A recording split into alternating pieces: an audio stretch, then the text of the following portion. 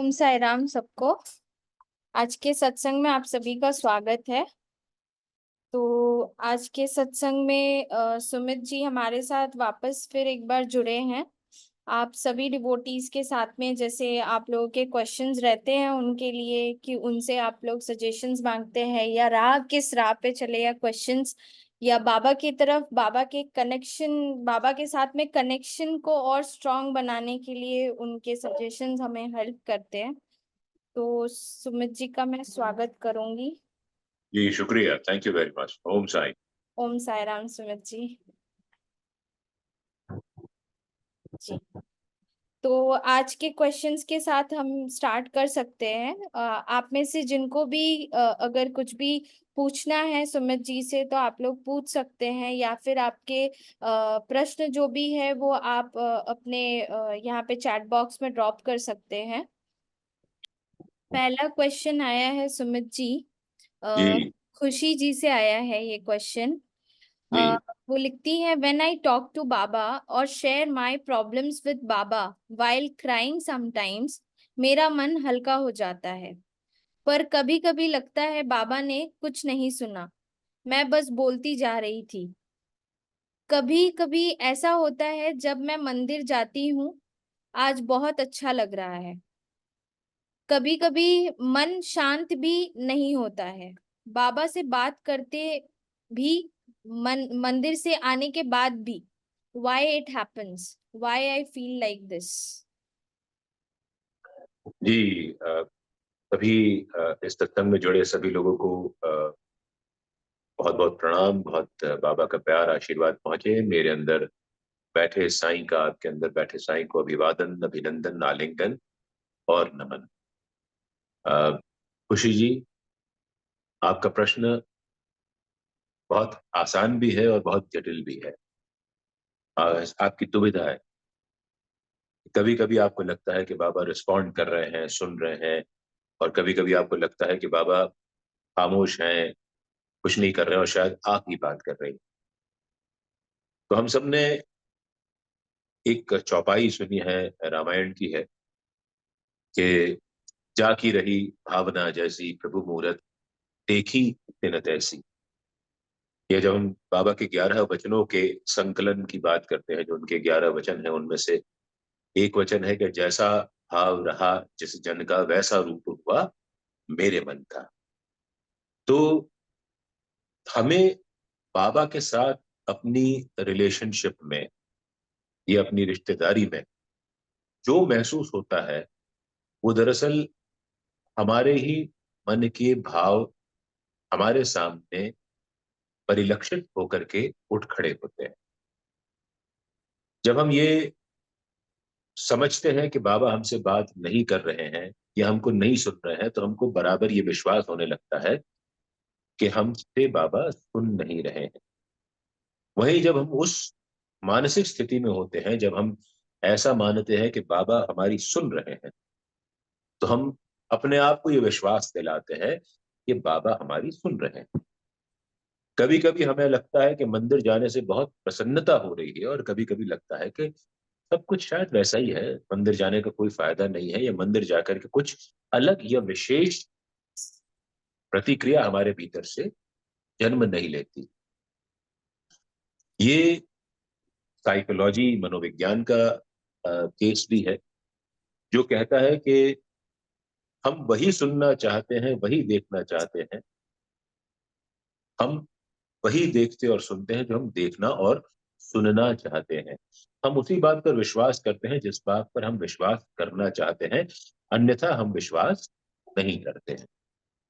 तो आप ये मान के चलिए कि जिस दिन आपको ऐसा लगे कि साईं शायद आपकी नहीं सुन रहे हैं, या आपको लगता है कि साईं के साथ आपका केवल एक मात्र जो है वो संवाद, एक तरफा संवाद चल रहा है, तो उस दिन आप मान के चलिए कि आपके मनोभाव ऐसे हैं, क्योंकि साईं तो हमेशा सुनते हैं।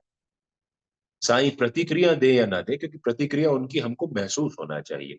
हम यदि उस स्टेट ऑफ माइंड में हैं, हम उस मनोस्थिति में हैं कि हम उनकी प्रतिक्रिया को महसूस कर सकें, तो हम उस प्रतिक्रिया को महसूस कर पाएंगे। और अगर हम नहीं करना चाहते तो हम नहीं करें। तो आप ये मान के चलिए कि उस दिन आप शायद कुछ सुनने या समझने के मूड में नहीं है। मंदिर भी आप जाएंगी जिस दिन आपका मन शांत चित्त होगा, उस दिन आपको बहुत अच्छा लगेगा। और जिस दिन आप व्यथित मन के साथ जाएंगी, या बहुत सारे आपके दिमाग में कौतूहल चल रहे होंगे, प्रश्न चल रहे होंगे, दुविधाएं चल रही होंगी, उस दिन आपको मंदिर में जाकर के भी आपका जुड़ाव उस इष्ट या आराध्य के साथ नहीं हो पाएगा। तो जब आपका जुड़ाव नहीं हो पाया तो आपको महसूस नहीं होगा।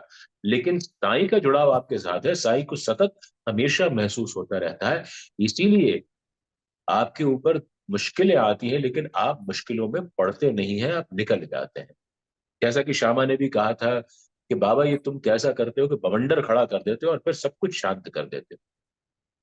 तो हम अपनी मानसिक स्थिति को वैसी रखें कि जब हम साईं जो कह रहे हैं वो सुनने की स्थिति में हम आ जाएं। क्योंकि साईं तो हमेशा कहते हैं, केवल हमारा एंटीना, हमारा रिसीवर उसको रिसीव नहीं कर सकता, क्योंकि हमारी ट्यूनिंग उस वेवलेंथ पर नहीं होती है। तो कृपया आप पूरे मनोयोग के साथ साईं को सुने। कोशिश करें कि आपका ध्यान जब साईं के साथ आप कनेक्शन बनाना चाह रहे हो तो भटके नहीं।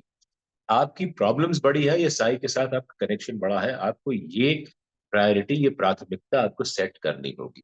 जब आप ये सेट कर लेंगी तो आपको कभी भी जीवन में ऐसा महसूस नहीं होगा कि साईं नहीं सुन रहे आपका, या आपको आपकी ओर देख नहीं रहे हैं। वो हमेशा सुनते हैं, हमेशा देखते हैं।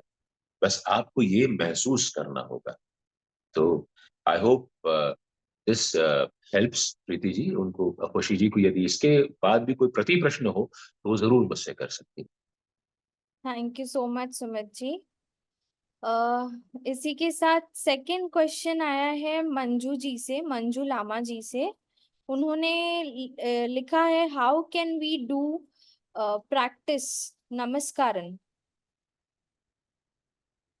देखिए, नमस्कार जो है अपने आप में एक बहुत अद्भुत शब्द है।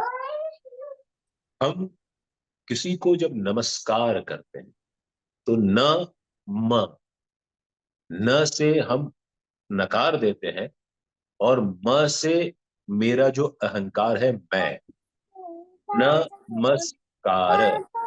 हम उस कार्य को करते हैं। जब हम अपने आप को नकारते हैं फिर हम किसी कार्य को करते हैं तो हम नमस्कार कर रहे होते हैं। ये उसका एक सांकेतिक रूप से शाब्दिक अर्थ बनता है। हम जब किसी को नमस्कार करते हैं तो हम केवल हाथ जोड़ लेते हैं, सिर झुका लेते हैं, कि लेकिन हमारा मन वो झुकने को तैयार नहीं होता। तो जब हम अपने अहंकार को, अपने मैं को नकारने की स्थिति में आ जाते हैं, जब हम ये मान के चलते हैं कि हम नगण्य हैं, वी आर इनकॉन्सिक्वेंशियल, हमारा कोई वजूद नहीं है, सामने वाले को उसका मान बढ़ाने के लिए हम अपने अहंकार को जब झुका लेते हैं तो हम नमस्कार की क्रिया में होते हैं। तो जब हम इस बात को एहसास कर लेंगे कि हम कुछ भी नहीं है, सब करता ईश्वर है, कि हम केवल एक उसके निमित्त मात्र हैं, और हमको अहंकार करने का कोई अधिकार नहीं है। जब ये भाव हमारे अंदर भले ही कुछ क्षणों के लिए आए, थोड़ी देर के लिए आए, कुछ देर के लिए आए, तो हम ये समझेंगे कि हम नमस्कार की मुद्रा के साथ साथ नमस्कार की क्रिया में भी है। क्योंकि मुद्रा तो हम कर ही सकते हैं, ऐसे हाथ जोड़ लिए, सिर झुका लिया तो नमस्कार हो गया, लेकिन ये केवल मुद्रा हुई। क्रिया जो है वो मन को झुकाने से आती है। तो जब आप अपने अहंकार को, मैं स्वाभिमान की बात नहीं कर रहा हूं, स्वाभिमान और अहंकार दो अलग अलग चीजें हैं। लोग दरअसल स्वाभिमान को अहंकार के साथ कंफ्यूज कर जाते हैं। स्वाभिमान होता है कि आप अपना मान अक्षुण्ण रखें सामने वाले का मान बढ़ाते हुए। और अहंकार तब होता है जब आप अपना मान अक्षुण्ण रखने के साथ साथ बढ़ाना चाहते हैं सामने वाले को नीचा दिखा करके। तो ये दोनों के बीच में एक बहुत महीन सा फर्क है। तो आप जब स्वाभिमान में रहिए, उसका मुझे कोई प्रॉब्लम नहीं। लेकिन जब हम अहंकार में रहते हैं तो हम नमस्कार की मुद्रा तो धारण कर सकते हैं, लेकिन उसकी क्रिया को आत्मसात नहीं कर सकते। तो कृपया जब भी आप साईं बाबा के समक्ष, ऐसे किसी व्यक्ति के समक्ष जिसको आपको इज्जत देना लाजमी हो, आप दीजिए। साईं बाबा के समक्ष भी झुकिए, मन से झुकिए, तब आप नमस्कार की क्रिया में भी होंगे और मुद्रा में भी होंगे। मुझे आशा है कि इस उत्तर से आपके मन की जिज्ञासा शांत हो गई हो। ओम साई राम भाई जी। Om Shri Sai Ram. Sai ये Ram, I am question- so thankful for getting the one benefit answer from you, Sai Ram. Sai Ram, Om the Sai, question Om is about the Nam Smaran. Okay, but we वही get the benefit of getting नाम the स्मरण के लिए था ये Namaskar as question। well. Okay, she perhaps said namaskar, so I thought it was It's okay, Sai namaskar. Ram. We are so blessed that we get the benefit of हम both the हम नाम questions. स्मरण पे भी बात कर लेते हैं ना। पर नाम स्मरण पे पिछले भी कुछ एपिसोड्स में हमारी बात हुई है।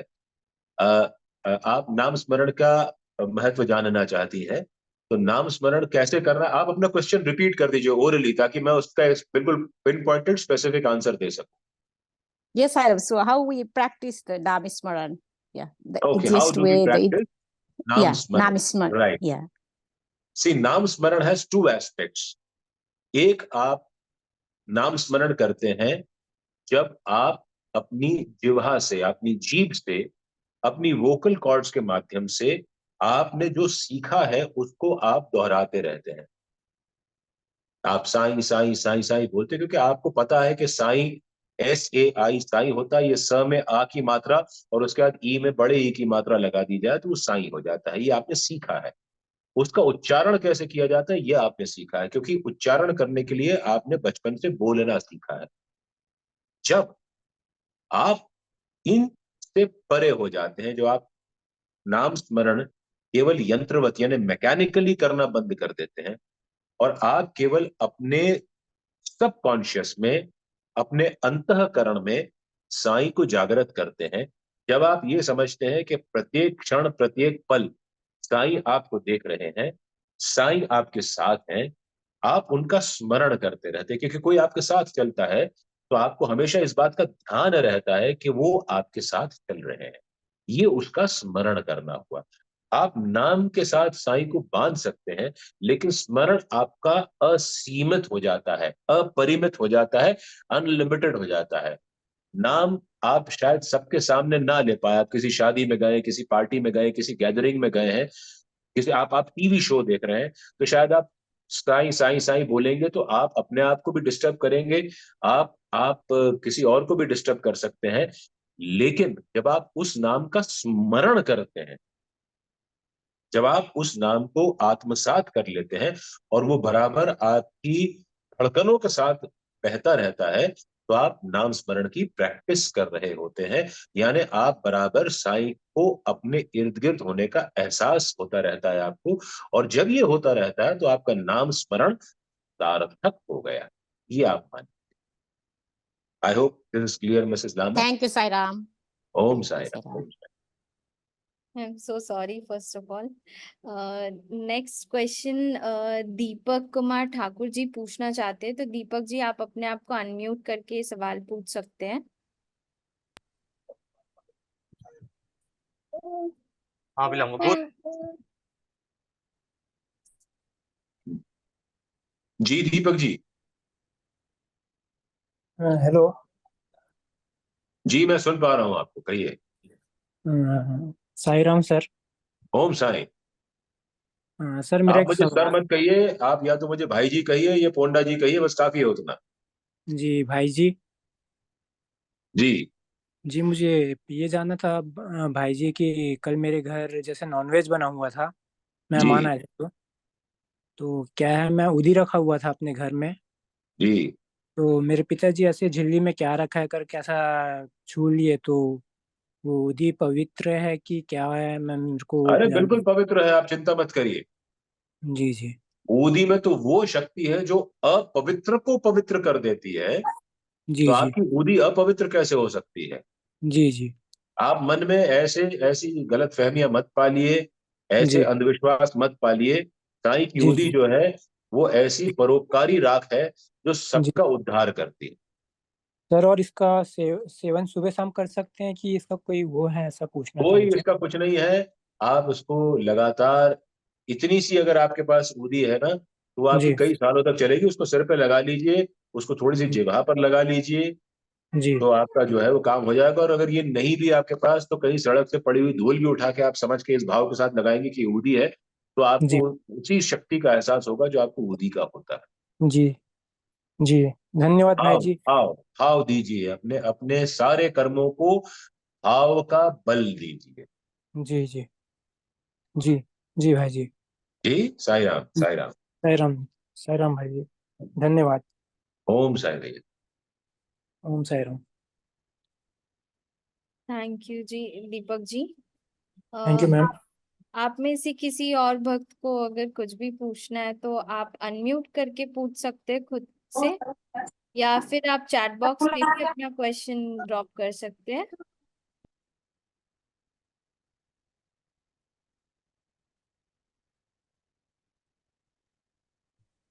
जी, यदि किसी के पास कोई, जी भाई जी दीप खेमका।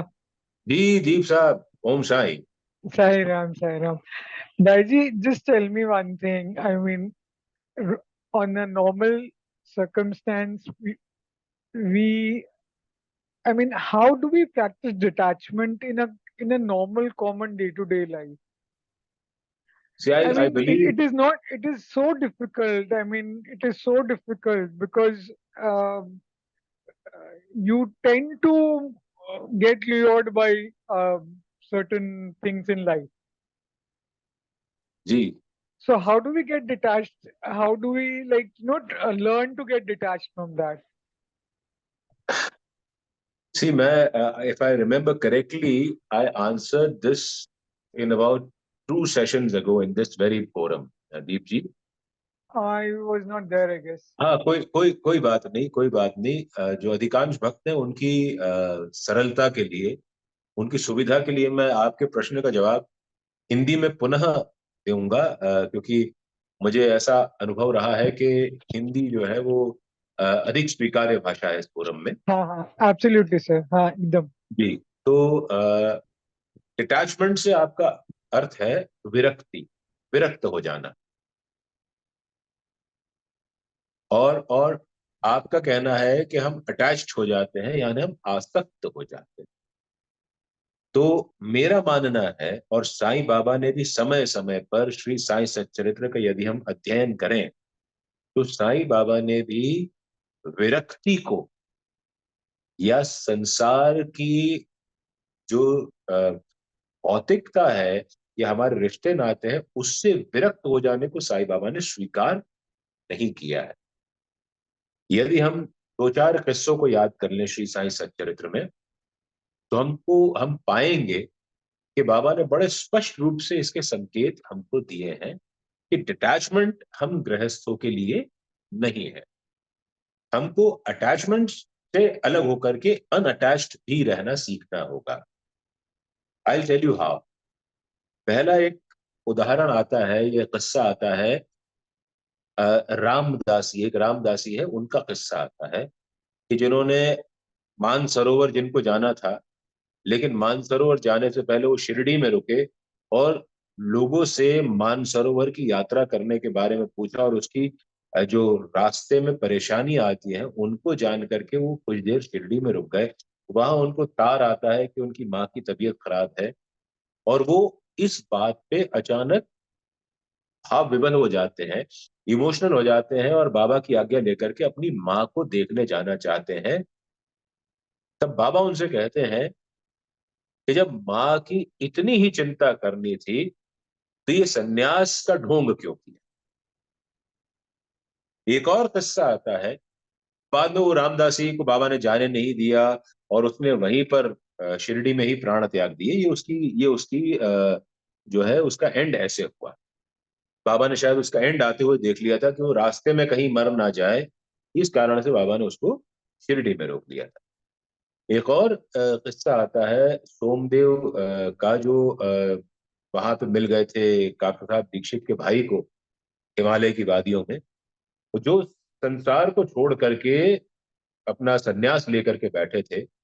और काका साहब दीक्षित के भाई ने उनसे कहा कि आप शिरडी आइए तो हम आपको हमारे साईं समर्थ के पास ले चलेंगे। तो जब शिरडी आने लगे तो पहले तो उनको मस्जिद पे लगी हुई झंडियां दिखी, उन्होंने उनके मन में ये विचार आ गया कि ये क्या है, झंडियां क्या है। तो काका साहब दीक्षित के भाई ने कहा कि ये तो जो है ये हमारे साईं समर्थ के रहने की जगह है और वहां पर ये झंडियां लगती है। तो उनके मन में विचार कौन था कि ये कैसा फकीर है जो अपने रहने की जगह पे झंडियां भी लगाता है।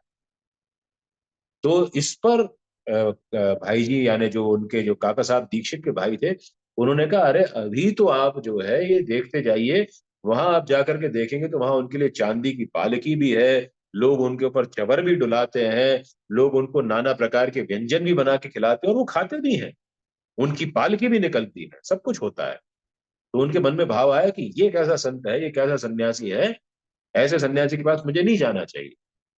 लेकिन अब आ गए थे, उनको मस्जिद माई में लेके पहुंचे काका साहब दीक्षित के भाई, और बाबा ने गर्जना के साथ उनका स्वागत किया कि जाओ, तुम्हें हमारी झंडियों से क्या करना है, क्यों तुम हमारे पास आए हो, क्यों तुम हमारे यहाँ पे विलासिता को देखने आए, तुम तो स्वयं अपने घर भी, परिवार भी, बच्चों को छोड़ करके हिमालय चले गए। साईं बाबा त्रिकालदर्शी, उन्होंने देख लिया ये व्यक्ति इस प्रकार से भागा और इसके मन में ये भाव उत्पन्न हो रहा है। एक और किस्सा आता है, जब पतंजलि का कोई योग का एक छात्र आता है और वो उसको बाबा के पास आशीर्वाद लेने, और क्योंकि बाबा स्वयं बहुत बड़े योगाभ्यासी थे, इसलिए उसको जब लाया जाता है और वो बाबा को सूखी रोटी के साथ प्याज खाते हुए देखता है, तो उसके मन में भाव उत्पन्न होता है कि ये कैसा सन्यासी है, ये कैसा योग अभ्यासी है जो कि कच्ची प्याज रोटी के साथ खा रहा है। तब बाबा ने उसके मनोभाव को पढ़ते हुए कह दिया कि जो प्याज को हजम कर सके उन्हें ही योग करना चाहिए। देखिए कितनी कॉन्ट्राडिक्टरी बातें हैं कि हम सोचते कुछ और है, हमारे मन में धारणाएं कुछ और होती है, और बाबा उसका कितने अच्छे से जवाब देते हैं। जबकि प्याज की मेडिसिनल यानी औषधीय प्रॉपर्टीज कितनी सारी हैं, कितनी ज्यादा हैं, ये बाबा जानते थे। और उसके अंदर फास्फोरस की मात्रा कितनी होती है, उसके अंदर मिनरल्स कितने होते हैं, और कितने तरह से प्याज और गार्लिक दोनों जो है वो एक ह्यूमन हार्ट के लिए, ह्यूमन एनाटॉमी के लिए कितने कारगर साबित होते हैं, ये बाबा जानते थे। तो उन्होंने कहा कि इसको जो पचा सके उसको योग करना चाहिए। फिर अलग अलग टाइम पे अलग अलग किस्से आते हैं, तो हमको ये समझ में आता है कि ये विरक्ति वाला भाव जो है ये हम गृहस्थों के लिए नहीं बना है। मैंने उदाहरण दिया था 2 सप्ताह पहले भी, मैं अभी भी आपको कहूंगा दीप जी, हमको डिटैच नहीं होना है, हम हो ही नहीं सकते, क्योंकि डिटैचमेंट हम अपने आप को लाने की कोशिश करेंगे और हमारे मन में तमाम प्रकार के अटैचमेंट के भाव उमड़ेंगे, और हमें अपनी फेलियर पर, अपनी नाकामी पर फ्रस्ट्रेशन आएगा, गुस्सा आएगा, और बहुत तरीके से हम अपने आप को हीन समझने लगेंगे, इंफीरियर समझने लगेंगे कि नहीं यार हम तो प्रैक्टिस नहीं कर सकते डिटैचमेंट। तो डिटैचमेंट को प्रैक्टिस नहीं करना है हमको। आसक्ति का विपरीत डिटैचमेंट नहीं होता है, आसक्ति का विपरीत यानी विलोम शब्द यानी एंटोनिम उसका होता है अनासक्ति। और महात्मा गांधी ने, जब किसी ने उनसे पूछा था कि आप श्रीमद् भगवद गीता को आप एक पंक्ति में डिस्क्राइब करना चाहें तो कैसे करेंगे, तो महात्मा गांधी ने कहा था कि इसको मैं कहूंगा अनासक्ति योग। तो हमको अनासक्त होना, मैं आपको इसका एक उदाहरण दे के समझाता हूं कि आसक्ति होती है एक मक्खी की जो गुड़ के ढेले पर जाकर बैठती है और उसमें उसके पैर गुड़ पे चिपक जाते हैं और वो तड़प तड़प के वहीं दम तोड़ देती है। ये अटैचमेंट होता है। आपको यदि अनासक्ति योग यानी अनअटैचमेंट का आपको उदाहरण देखना हो तो आप मकड़ी का उदाहरण देखिए कि कितने सुंदर तरीके से वो किसी भी स्थान पर अपना पूरा जाल बुनती है, बहुत प्यार से जाल बुनती है, उसी में विचरती है, और समय आने पर उसको वैसा ही छोड़ करके निकल जाती है। तो आपको उस मकड़ी की तरह बनना है कि हम अपना पूरा गृहस्थ संसार बसाएं, और जब समय आए तो हम उसको छोड़ करके बिना मलाल किए निकल जाएं। ये हमको इस बात की तैयारी करनी है। यही अनासक्ति है। आप छोड़ के भगवा पहन लीजिए, जाके आपने दाढ़ी बढ़ा लीजिए, जा करके कहीं हिमालय की शरण में चले जाइए, किसी गुरु को पकड़ लीजिए, किसी मंदिर में जाके बैठ जाइए, अपने रोजमर्रा की चीजों से मुंह मोड़ लीजिए, अपने घर परिवार की जिम्मेदारी से मुंह मोड़ लीजिए, तो आप इस तरह से आप कभी भगवान को पा नहीं सकते, क्योंकि आप गृहस्थ आश्रम में रहते हैं और गृहस्थ आश्रम की जिम्मेदारियां निभाते हुए आपको अनासक्त होकर के अपने कर्तव्यों पर बढ़ते जाना है। और जब जाने का समय आए, छोड़ने का समय आए, तो बिना दुख के हम किसी भी चीज को छोड़ सकेंगे। ये हमको अपने अंदर चीज लेकर के आनी है, और ये धीरे धीरे प्रैक्टिस से ही आएगी। I hope Deep ji this would help you a bit. Yeah, absolutely, Bhaiji. Thank you so much. Thank you. Om Sai, thanks Sai. Sai Ram, Sai Ram. Thank you भाई जी। मुझे एक सवाल पूछना है आज। जी जी जैसे कि क्या होता है कि मैंने ये नोटिस किया है, पता नहीं ये मेरे साथ ही होता है या किसी और के साथ भी होता होगा, कि जैसे ही मैं किसी भी डिवोटी के घर जाती हूँ तो हर डिवोटी के घर पे बाबा की मूर्ति या फिर बाबा की तस्वीर होती है, जी कुछ ना कुछ होती है। तो पता नहीं क्यों मुझे जो भी उनके बाबा की जो भी उस घर में सेवा कर रहे होते हैं, जो प्रधान होते हैं उस घर पे, या बाबा के सेवा में जो बाबा की पूजा डेली करते होते हैं, पता नहीं उनसे मुझे बाबा के फेस का बहुत सा सिमिलैरिटी लगता है। कि पता नहीं, अगर ये पता नहीं ऐसा मुझे क्यों लगता है, ये मेरे मन का वहम होता है या किसी और को भी दिखता है या ऐसा क्यों है पता नहीं। बट ये मैंने सोचा शायद एक जगह वहम होगा, बट मैं कहीं पे भी जाती हूँ तो मुझे वो सिमिलैरिटीज बहुत सी दिखती हैं, पता नहीं क्यों। जी जी तो अगर आप इस पे कुछ प्रकाश डालें जी तो। मैं आपको बताता हूँ। बिल्कुल, ये बहुत एक अद्भुत आपका ऑब्जर्वेशन है प्रीति जी। दरअसल क्या होता है, जब हम एक परिवार का हिस्सा होते हैं तो हम उस परिवार का चरित्र ग्रहण कर लेते हैं, और जब हम उस परिवार का चरित्र ग्रहण कर लेते हैं तो कहीं ना कहीं हमारे चेहरे पर उस परिवार में यदि खुशी है तो खुशी झलकने लगती है, और यदि उस परिवार में दुख है, दुविधाएं हैं, तो हमारे चेहरे पर दुख और दुविधाएं नजर आने लगती है। साईं बाबा चूंकि उस चित्र के रूप में, उस विग्रह के रूप में, उस मूर्ति के रूप में उस परिवार का एक हिस्सा बन जाते हैं, तो जाहिर है कि जो परिवार का चरित्र है, जो परिवार जिस मनोस्थिति से गुजर रहा है, उसका दर्शन हमको साईं बाबा के अंदर होने लगता है, उस चित्र में होने लगता है, उस मूर्ति में होने लगता है। तो यदि परिवार खुश है, पॉजिटिविटी से लबरेज है, तो हम साईं बाबा की तस्वीर भी वैसी ही दिखेगी हम। और यदि परिवार दुख परेशानियों में है, उस परिवार में, उस घर में नेगेटिविटी है किन्हीं भी कारणों से, तो वो भी साईं बाबा के चेहरे पर दिखने लगती है, क्योंकि साईं तब उस परिवार की चिंता में होते हैं। वो सोचते हैं कि मैं कैसे इस परिवार के दुख दूर करूं, मैं कैसे इन लोगों को सही राह पर लेकर के आऊं। तो साईं बाबा उस उधेड़-बुन में होते हैं, इसलिए वो उनके चेहरे पर रंगत दिखाई देती है।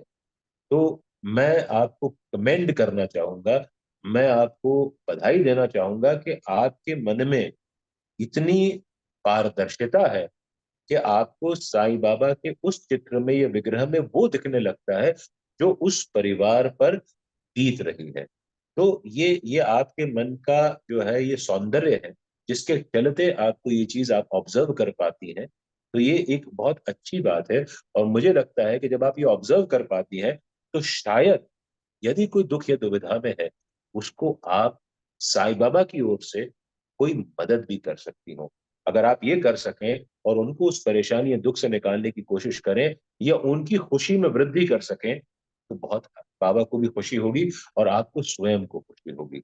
तो ये मेरी समझ में ये कारण बनता है कि हमें बाबा के चेहरे में उस परिवार के मुखिया का, या उस परिवार की दुविधाओं का, या उस परिवार की खुशी का भाव दिखने लगता है। थैंक यू सो मच भाई जी। तो आप में से और कोई भी भक्त है जो कुछ पूछना चाहते हो, कोई भी डाउट या फिर कोई भी प्रश्न भाई जी से? ओम साई राम। ओम साई सुमन जी। सागर प्रणाम भाई जी। प्रणाम प्रणाम। मैं ये पूछना चाह रही थी कि हमारे जीवन में हम कहीं उतार चढ़ाव देखते हैं, तो हम ऐसी कौन सी चीजों को हम माने कि हमारे प्रारब्ध के रूप में? आपका प्रश्न हो गया पूरा? जी ये सब प्रारब्ध है। जो आप कुछ देख रही हैं वो सब पूरा का पूरा प्रारब्ध है। जी जो आपके साथ हो रहा है वो प्रारब्ध। जी लेकिन प्रारब्ध के साथ सबसे खूबसूरत बात इस पूरी संपूर्ण सृष्टि में यह है, विधाता ने हमको कर्म करने की छूट दे रखी। प्रारब्ध को भोगते भोगते भी हम कर्म कर सकते हैं। हम निष्काम होकर के प्रारब्ध को झेल नहीं सकते हैं, कभी भी नहीं झेल पाएंगे। तो जी हमें परिस्थिति बुरी है तो उससे निकलने के लिए हमको कर्म करने की छूट भगवान ने दे रखी है, हमारे विधाता ने हमको दे रखी है। इस समय हम और आप इस जूम के माध्यम से बातचीत कर रहे हैं, ये भी प्रारब्ध है। ये जो बाकी 34 लोग जो है हमको और आपको मिला के जो 32 लोग और हैं, वो हमको और आपको यदि सुन रहे हैं वो प्रारब्ध। उनमें से जी यदि सुन रहे हैं और कुछ नहीं सुन रहे हैं, सुन करके भी अनसुना कर देना, तो वो भी प्रारब्ध है। और यदि सुन करके उनके जीवन में कोई प्रकाश की किरण जागती है तो ये प्रकाश की किरण जागना भी उनका प्रारब्ध है। आपका ये प्रश्न पूछना भी प्रारब्ध है। ये सारी चीजें पूर्व निर्धारित है, पूर्व नियोजित है। तो यदि जो कुछ भी हमारे जीवन में हो रहा है वो हमारे प्रारब्ध का हिस्सा है, इसको हमें मान लेने से एक तो मानसिक शांति मिल जाती है। दूसरा, हमको ये मानना है कि हमको बाबा ने, हमारे विधाता ने हमको ये शक्ति दे रखी है कि हम प्रारब्ध चाहे जैसा भी हो उससे पार पाने के लिए, निकलने के लिए हमारे अंदर कर्म नाम का एक अस्त्र, एक शक्ति हमारे अंदर दे रखी है, जिसका उपयोग हमको सतत सदैव करते रहना चाहिए, जिससे हमारे प्रारब्ध कट जाते हैं। जैसे श्री साईं सच्चरित्र में भी दाभोलकर जी से बाबा ने लिखवाया है कि मेरे नाम के स्मरण करते हुए, मेरी लीलाओं का श्रवण करते हुए, मेरी कथाओं का श्रवण करते हुए तुम्हारे प्रारब्ध के पाप, तुम्हारे तीनों पाप, तीनों कर्म कट जाएंगे। तो जो तीनों कर्म होते हैं, क्रियमाण, संचित और प्रारब्ध, ये तीनों धीरे धीरे शैने शैने क्षीण पड़ते जाते हैं जब हम बाबा की लीलाओं का श्रवण करते हैं। हमारे अंदर कर्म करने की भावना जागृत होती है, हमारे अंदर विश्वास का भाव जागृत होता है कि चाहे परिस्थितियां कैसी भी हो, इससे निकल जाएंगे। और जब हम बाबा की कथाओं का श्रवण करते हैं, जब उनका नाम स्मरण करते हैं, जब उनकी लीलाओं में रम जाते हैं, तो हमारा मन कहीं और भटकता नहीं है। और यदि हमसे उस समय में कोई पाप होने वाले हो रहे होते हैं तो वो उस समय नाम का स्मरण करते, उनकी कथाओं का श्रवण करते हुए वो सीधे लाइन में आ जाते हैं। वो ऐसे कर्म नहीं होते जो हमको तकलीफ दें। और सदैव आपको इसीलिए कहा गया है कि भगवान की लीलाओं का श्रवण करना या उनकी कथाओं का श्रवण करना इस कलयुग में सबसे आसान कर्म है, क्योंकि उसमें श्रवण भक्ति को आप एक्टिवेट कर लेते हैं। आपको करना कुछ नहीं होता, पूरे मनोयोग से केवल बैठना होता है और आपके कानों के माध्यम से वो नाम, वो लीलाएं, वो कथाएं आपके हृदय में पहुंच जाती है। तो आपके जो कर्म है वो भी सीधी गति में, सीधी दिशा में आ जाते हैं। तो प्रारब्ध तो जो है, हम सब कुछ जो इस वक्त हो रहा है, होता हुए देख रहे हैं, वो प्रारब्ध हो जाता है। यस प्रीति दीपक जी, आपका प्रश्न बड़ा सुंदर है। आप कृपया उसको पढ़ करके सबको सुनाइए, क्योंकि जितनी देर धन्यवाद। में मैं पढ़ता हूँ उतनी देर में वो गायब हो गया वहां से। सुमन जी, आपकी आपकी शंका का निवारण हुआ? बिल्कुल बिल्कुल बिल्कुल, धन्यवाद भाई जी। ओम साई जी, राम। ओम शांति, ओम शांति। प्रीति ओम दीपक जी, ओम आपने कुछ जी लिखा, मैं उसको पढ़ता उससे पहले वो गायब हो गया स्क्रीन पे से। जी ओम साई राम भाई जी। सबसे पहले तो थैंक यू। आप इतनी सरलता से, इतनी सुंदरता से हर बात का अ, मतलब और अर्थ समझाते हैं, विच इज रियली नहीं, रियली ओम साईं, आप मुझे इनक्रेडिबल। थैंक यू ओम मत साई कहिए, आप बाबा को थैंक यू कहिए। जो कुछ भी आपको कहना है, मैं कुछ भी नहीं। जी।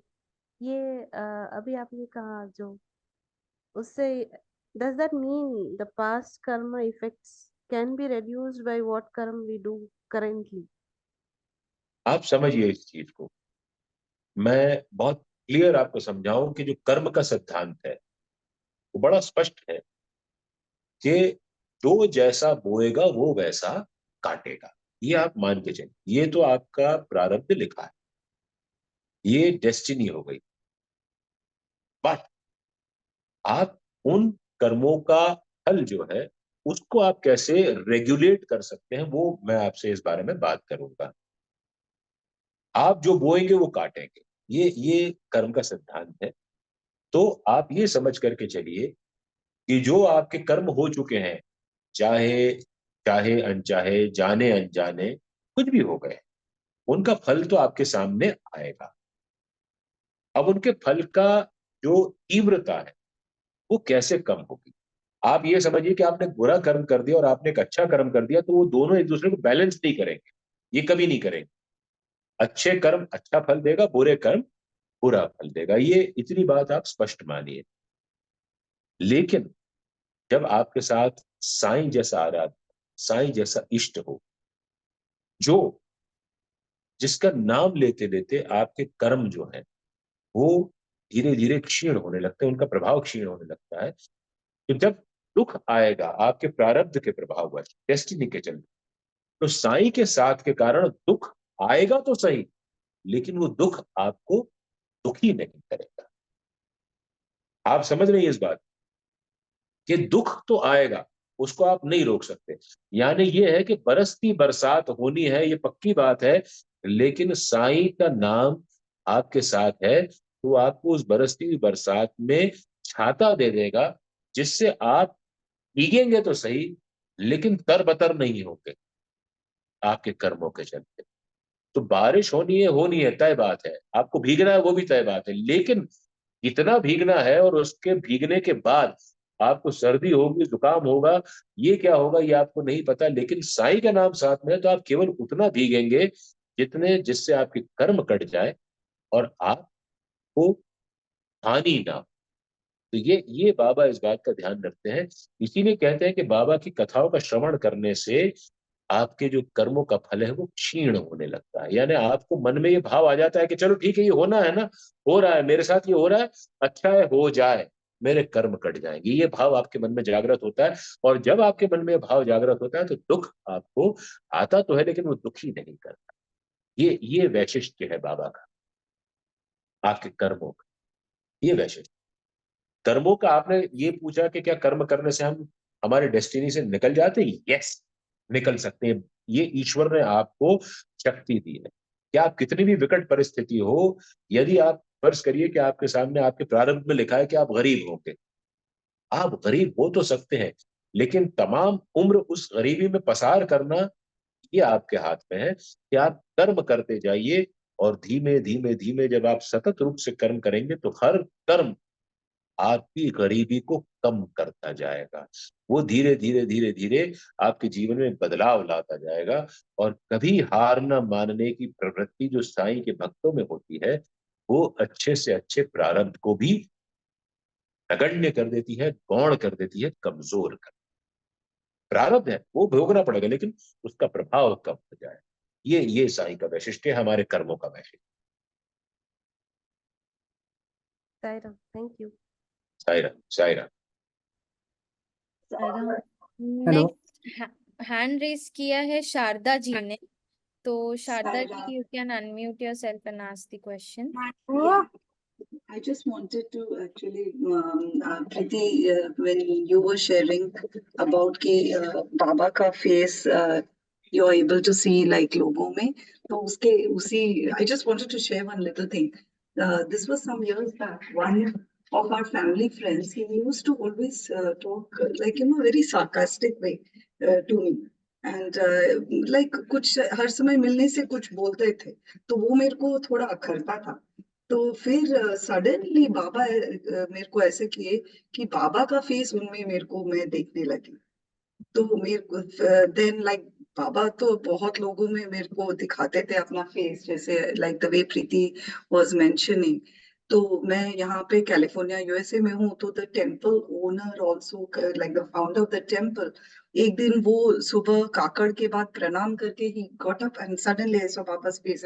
So like that Baba would show, but for me it was very uncanny that one of the pictures in the temple, Baba का picture, मैं उसको जब पोंछ रही थी, क्योंकि मैं volunteer करती हूँ, मैं पोंछ रही थी और सडनली जो जेंटलमैन मेरे को हर समय निंदा करते थे, उसका फेस मेरे को उस बाबा के पिक्चर में दिखा।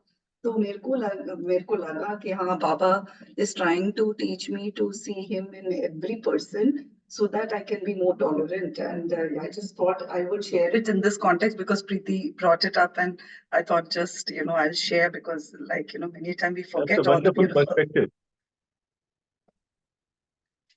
That's a wonderful perspective you shared. And many a time, yes, seeing him in my husband's face or my mother-in-law's face has also happened in the past. So maybe he just tries his best to make us develop loving feelings to everybody. Well, he does, yes, definitely.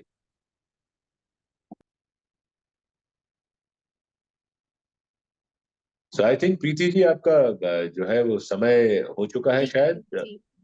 Ji thank you भाई जी, आप हर हफ्ते हमारे साथ जुड़ रहे हैं। हम सभी भक्तों का जितने भी डाउट्स रहते हैं, क्वेश्चंस रहते हैं, बहुत ही सरलता के साथ उसको हमें भाई जी जवाब एक देते लास्ट हैं। क्वेश्चन था मेरा। प्रीति जी जो है वो मॉडरेटर हैं, वो अगर अलाउ करेंगी तो हम जवाब देंगे, अगर समय हो गया है तो फिर अगले सप्ताह के लिए जी रखें। एक्चुअली दीपक जी इस बार समय हो चुका है, एंड हम ओके लोग ओके आपका क्वेश्चन नेक्स्ट सेशन में, ओके अगर नेक्स्ट वीक सुमित जी वापस जुड़ते हैं हमारे साथ में अगले जी जी सत्संग के लिए, तो जरूर जी आपका क्वेश्चन पहले लेंगे। Ji ma'am ji. Ji thank you भाई। सभी सभी को ओम साईं, बाबा सबको खुश रखें, सबके दुख तकलीफें दूर करें, यही कामना है। Thank you. ओम साई राम।